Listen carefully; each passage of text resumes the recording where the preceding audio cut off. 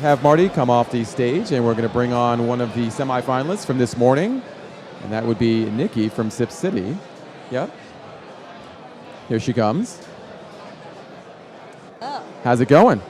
Good. How are you doing? Thank you very much. Thank you. Congratulations. Nikki Blank, one of the semifinalists. She's the founder and CEO of Sip City and made it into the finals of New Beverage Showdown 15, the audience winner.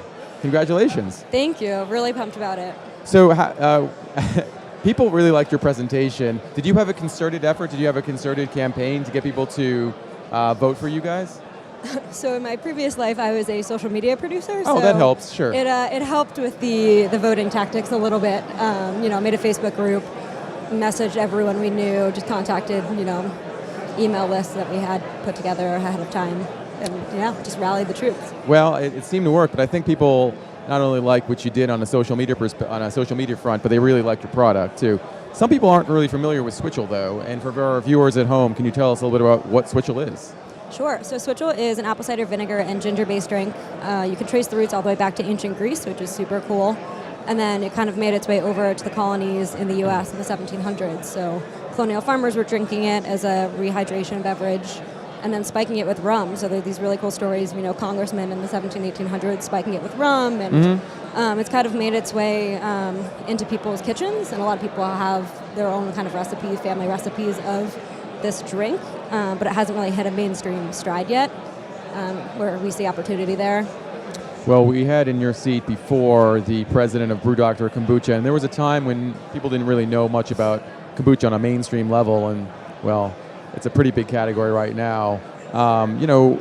Switchel has its opportunities. It's been on the bleeding edge for some time.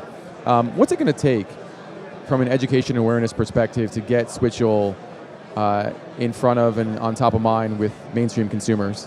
Yeah, I think kombucha did a really great job of educating people about gut health functional beverages, and really paved the way here. And because it's become such a big category, it's opened doors for alternatives to come in. And I think Switchel, as a 0% alcohol beverage and a 0% caffeine beverage with no live bacteria in there, that's shelf stable, has real opportunity to follow in kombucha's footsteps. It's our goal as a company to get people talking about Switchel in the way that they talk about kombucha now. What's been your strategy at this point? Has it just been getting people to try the product? I mean, have you been trying to educate about the functional benefits, the health benefits? Yeah, it's a mix. It's getting in front of people and having them try this. I think some people are hesitant to try a vinegar-based product, but once they try it, they're like, oh, I actually really enjoy that, and that's way more palatable than I thought it was going to be. So it's getting them to try the product and to educate them on what Switchel can do for them and how they can use it. I think another really huge selling point of Switchel is that it's both a cocktail mixer and mocktail alternative, as well as a functional daily beverage like a kombucha. When do you drink Switchel? Well, I drink it kind of throughout my entire day. Okay. I drink it when I wake up. I drink it pre-workout. I drink it post-workout. I drink it when I don't want caffeine at 2, 3 p.m. Okay. Which is how a lot of people drink kombucha.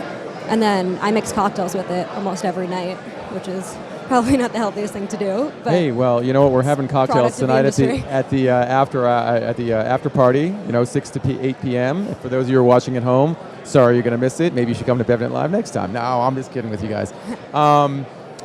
You guys are based in D.C. Sip City is. Is D.C. like a great sort of incubation city for new products and new ideas? I haven't been to D.C. in a while. But how is the city supporting new food and beverage companies, and are you seeing some great traction from influencers in the area?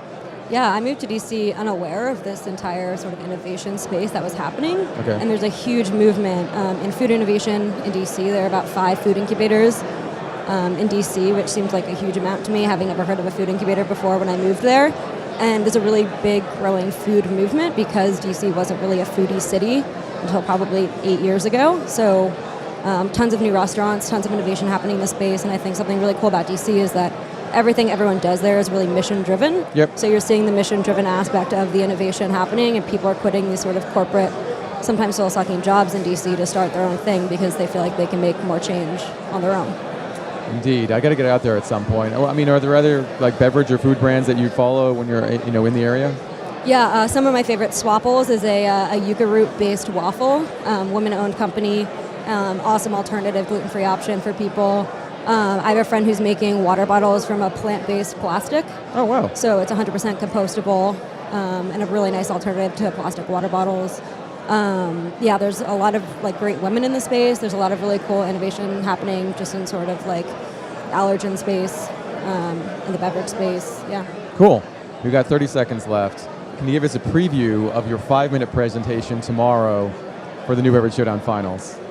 Yeah, we're definitely going to talk a lot about the market opportunity. I think millennials and people in general are looking for transparent brands and natural ingredients and things that they can pronounce and find in their pantry, and that's what we're going to be highlighting about our product. It's the most natural option on shelves right now in terms of switchels, and the most versatile, I think. Outstanding. I'm really looking forward to hearing it. I'm looking forward to seeing you up on stage. It's going to be fun. Awesome. Thanks so much for having me. Thank you so much, Nikki. Really appreciate the time. Yeah, you too.